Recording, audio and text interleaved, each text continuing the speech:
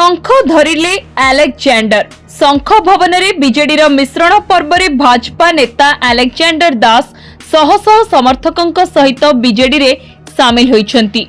दलडिया को टिकेट दे भाजपा अनेक आसन में अड़ुआर सामना करुछि। कोरेई रे आकाश दास नायक को प्रार्थी करिबा परे प्रमुख टिकेट आशायी अलेक्जेंडर दास का समर्थक माने आसी भुवनेश्वर पार्टी ऑफिस रे हंगामा करिथिले।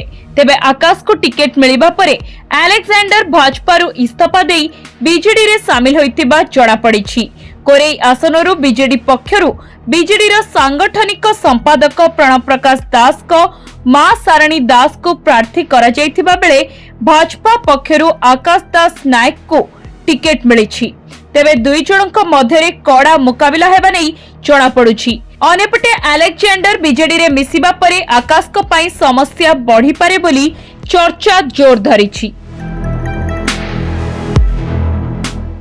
हेलो 10th एग्जामिनीज आपण माने एमसी एक स्कूल खोजुचंती कि जोंठी इंटीग्रेटेड कोचिंग पाई परिबे तेबे टीएससी गुरुकुले जोग दियंतु जा एकेडमिक लर्निंग पार्टनर फिजिक्स वाला सहित अनुमोदित। कॉल 9438782020।